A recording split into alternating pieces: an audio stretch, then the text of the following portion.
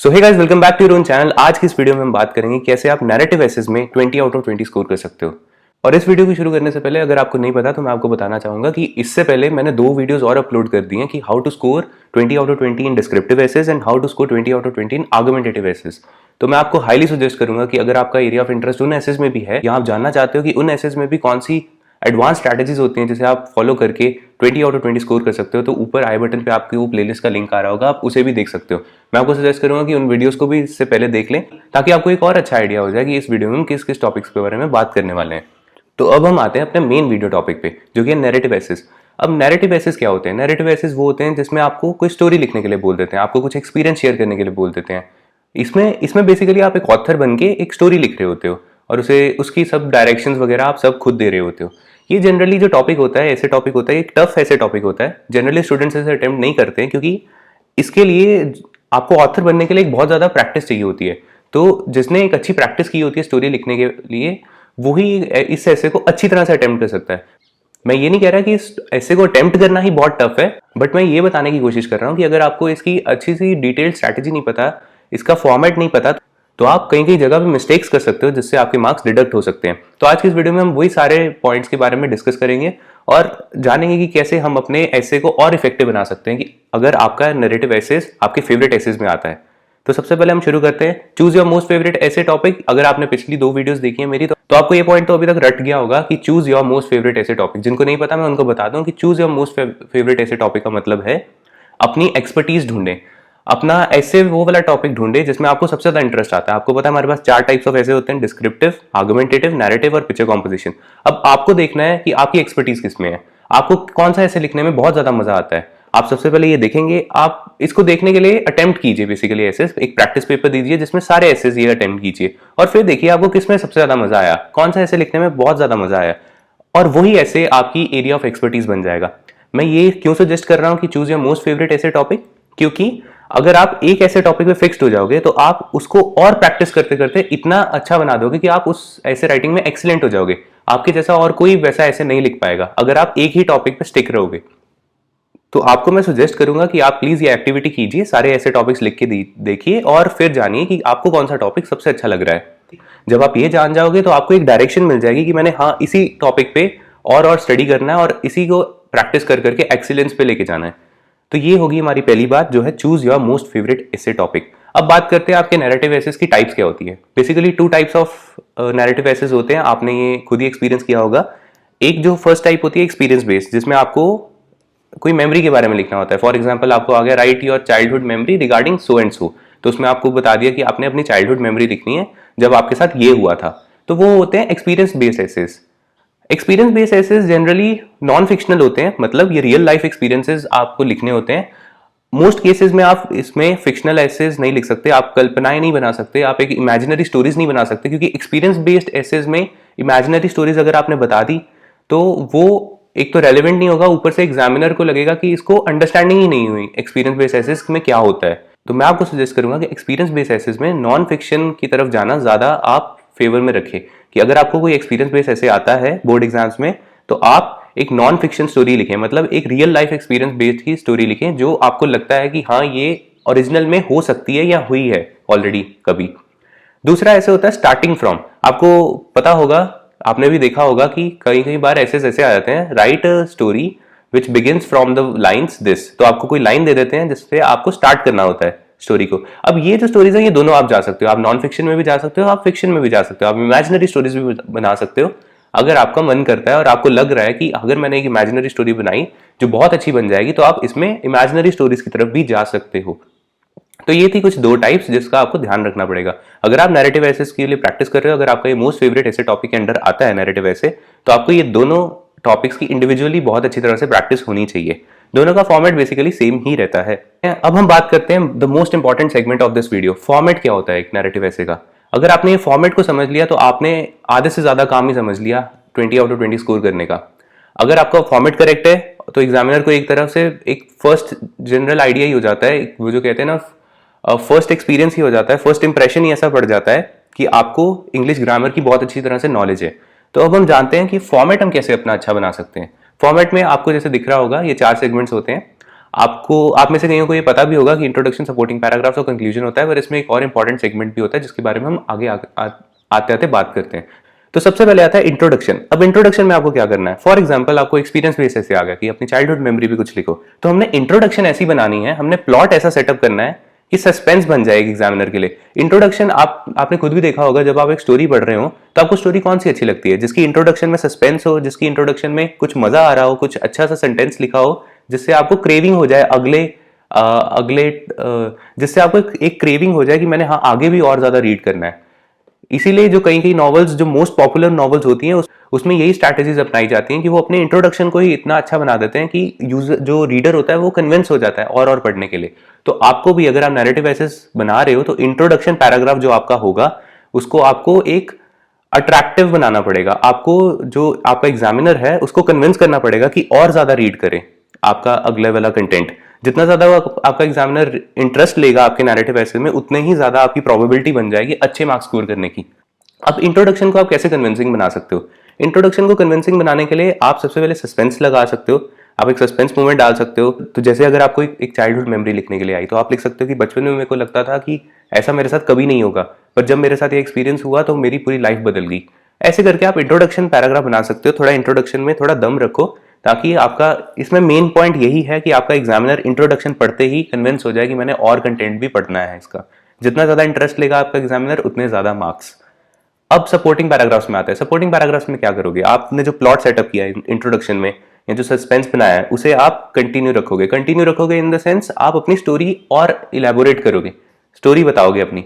Right and experience पे लिखा है तो आप स्टोरी बताओगे। इसमें एक और बात रहेगी इंट्रोडक्शन में, कि इंट्रोडक्शन में अगर आपको वैसा ऐसे आया कि स्टार्टिंग फ्रॉम दिस लाइन, तब तो सस्पेंस बनाना आपके लिए और आसान हो गया है, क्योंकि आपको लाइन दे दी गई है, तो उस लाइन के अकॉर्डिंग एक स्टोरी फ्रेम कीजिए, और जो स्टोरी का जो मोस्ट सस्पेंसफुल पोर्शन है ना, उसको इधर डाल दीजिए, इंट्रोडक्शन की लाइन में डाल दीजिए। बस ब्रीफ करना है, क्योंकि आगे एक क्लाइमेक्स पैराग्राफ भी होगा जिसके बारे में बात करेंगे। इंट्रोडक्शन में सिर्फ आपको ब्रीफ करना है कि स्टोरी में एक ऐसी चीज होने वाली है जो बहुत इंटरेस्टिंग होगी।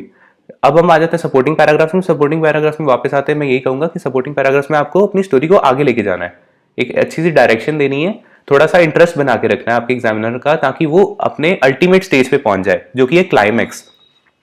अब ये जो क्लाइमैक्स है ना, ये आपके पूरे नैरेटिव ऐसे के फॉर्मेट का मोस्ट इंपॉर्टेंट सेगमेंट है। क्लाइमैक्स के, अगर आपको क्लाइमैक्स के साथ खेलना आ गया, क्लाइमैक्स को अच्छा बनाना आ गया, तो आप पूरे ऐसे की गेम ही चेंज कर दोगे।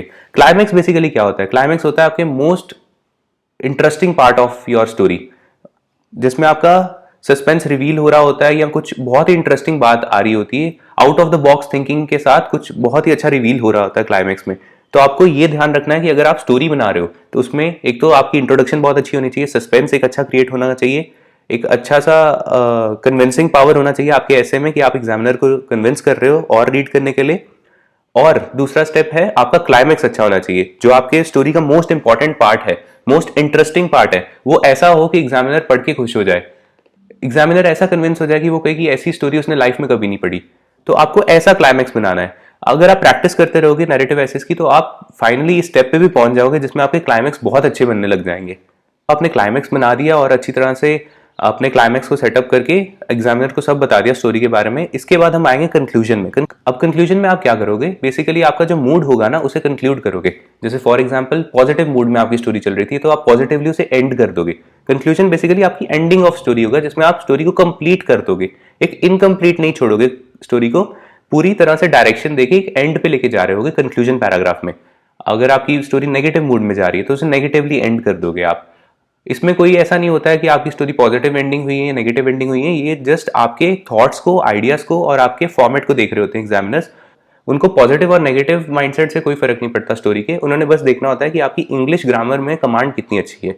तो ऐसे के लास्ट में मैं आपको ये सजेस्ट करूंगा कि आपने बस ये ध्यान देना है कि आपकी स्टोरी अच्छी तरह से एंड हो गई है, एक अच्छी तरह से आउटपुट, बहुत अच्छा आउटपुट आ गया आपकी स्टोरी का। बस आपको ये ध्यान रखना है कंक्लूजन पैराग्राफ में। अब हम अगले पॉइंट्स के बारे में बात करते हैं, जो फॉर्मेट जितने ही इंपॉर्टेंट है, वो है टास्क अचीवमेंट। टास्क अचीवमेंट क्या होता है? बेसिकली आपको एक टास्क दिया जाता है ना नैरेटिव एसेस में। आपको एक एक्सपीरियंस बेस्ड ऐसे आया, तो आपको एक एक्सपीरियंस बेस्ड टास्क दिया है कि आपको वो जो एक्सपीरियंस, चाइल्डहुड मेमोरी जैसे आपको आया था फॉर एग्जाम्पल, तो आपको वो चाइल्डहुड मेमोरी को अचीव करना है, वो टास्क अचीव करना है। कई स्टूडेंट्स क्या करते हैं, उनको जो ऐसे आता है उसे उसकी टास्क अचीवमेंट ही नहीं कर पाते। जैसे फॉर एग्जाम्पल आपको चाइल्डहुड मेमोरी आया, तो आपने चाइल्डहुड मेमोरी कुछ आधी एक्सप्लेन की है जो क्वेश्चन में पूछा गया था उसका बस आधा ही सेगमेंट आपने कंप्लीट किया है। तो ये तो सबसे बड़ी गलती हो जाती है अगर आप टास्क अचीव भी ना करो। आपको ये देखना है, आपको सबसे पहले क्वेश्चन पढ़ना है, क्वेश्चन पढ़ के देखना है कि इसमें मेरा टास्क क्या है, क्या मैं मेरी जो स्टोरी मैं बना रहा हूं अभी माइंड में लिखने से पहले वो पूरा टास्क अचीव कर रही है। अगर वो कर रही है तभी आप लिखना स्टार्ट करें, अगर नहीं कर रही है तो फिर से सोचिए कि कैसे आप सारे टास्क को अचीव कर सकते हो। फॉर एग्जाम्पल कोई स्टोरी ऐसी होती है जिसमें 2 टास्क दे दिए जाते हैं, जिसमें 2 एक्सपीरियंसेस आ जाते हैं कभी कभी। तो आपको देखना है कि मेरे जो स्टोरी है, मेरी एक वाली जो सिंगल स्टोरी है, वो दोनों टास्क को अचीव कर रही है क्या। तो आपको ये टास्क अचीवमेंट के बारे में बहुत ज्यादा ध्यान देना है। इसके बाद आता है नो प्लेजरिज्म। प्लेजरिज्म क्या होता है? प्लेजरिज्म होता है बेसिकली आप कोई कॉपी कर रहे हो किसी सोर्स से जो आपने कभी पढ़ा हो और आप बस उसी को छाप रहे हो। इसमें नैरेटिव एसेस में ध्यान रखना, कॉपी पेस्ट वाला काम बिल्कुल भी मत करना कि आपने कहीं पे किसी नॉवल में या कोई मूवी देखी है और उसी के रिस्पेक्ट में आपने वो पूरा ही एक्सपीरियंस इधर छाप दिया। वो आप नहीं कर सकते। अगर आपने वो किया तो आप प्लेजरिज्म की कैटेगरी में आ जाते हो। प्लेजरिज्म ना करना इसलिए जरूरी है क्योंकि हमें नहीं ना पता कि हमारे एग्जामिनर जो हम लिख रहे हैं, हमारे एग्जामिनर को वो चीज पता है कि नहीं। और अगर एग्जामिनर को पता है या एग्जामिनर ने पढ़ी या देखी होगी वो चीज जो आपने ऐसे में लिख दी है ऑलरेडी, तो वो प्लेजरिज्म की कैटेगरी में आ जाएगी और आपके मार्क्स बहुत ही ड्रास्टिकली डिक्रीज हो जाएंगे इस प्लेजरिज्म को करने से। तो मैं आपको सजेस्ट करता हूं कि जब भी आप अपनी स्टोरी लिखें, एक ओरिजिनल स्टोरी लिखें, अपनी वाली स्टोरी लिखें जो आपने कहीं और पढ़ी या सुनी ना हो। हाँ, अगर आपने कुछ पॉइंट्स इंक्लूड करने हैं जो आपको दूसरी मूवीज या बुक्स में अच्छे लगे हैं तो आप वो बस इंक्लूड कर सकते हो। ये ध्यान रखना कि मेन प्लॉट और थीम वगैरह सारा एक किसी सोर्स से ना पकड़ा गया हो, वो प्लेजरिज्म की कैटेगरी में आ जाएगा। तो आपको ये पॉइंट का भी बहुत इंपॉर्टेंट ध्यान रखना है। इसके बाद हम आ जाते हैं अदर डिटेल्ड रिक्वायरमेंट्स के बारे में। ये अदर डिटेल्ड रिक्वायरमेंट्स मैंने बहुत ही अच्छी तरह से डिस्क्रिप्टिव ऐसे वाले वीडियो में एक्सप्लेन की थी। जो आप आगे क्लिप देख रहे होंगे वो डिस्क्रिप्टिव ऐसे वाली वीडियो का ही पार्ट होगा। तो उसमें उस पार्ट में मैंने आपको बताया है कि अपार्ट फ्रॉम फॉर्मेट और ये बहुत इंपॉर्टेंट पॉइंट्स, उसके अलावा भी आपके एग्जामिनर क्या चेक कर रहा होता है आपके एसे में। तो मैं आपको सजेस्ट करता हूं कि इन सेगमेंट्स जो आगे आएंगे उस पर भी आप बहुत अच्छी तरह से वर्क करें। तो ऐसे में सबसे पहले, क्योंकि आपके इंग्लिश लैंग्वेज का पेपर है, तो सबसे पहले तो आपकी वोकैबुलरी चेक होगी ही होगी। अब वोकैबुलरी का बहुत ज़्यादा स्टूडेंट्स मिस इंटरप्रेट कर देते हैं मीनिंग। वोकैबुलरी का मतलब ये नहीं है कि आप हाई लेवल वर्ड्स यूज कर रहे हो।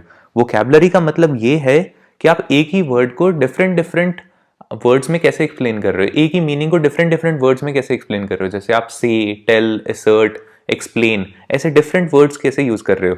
वोकैबुलरी में एक और चीज आती है सेंटेंस स्ट्रक्चर वेरिएशन, जिसे हम एसएसवी भी कहते हैं। सेंटेंस स्ट्रक्चर वेरिएशन क्या होती है? बेसिकली आपने 9th में एग्जाम्स दिए होंगे ना, जिसमें आपको क्वेश्चंस आते थे join these two sentences without using and but so. तो उसमें आप यूज करते थे moreover, notwithstanding, although, no sooner, as soon as, while.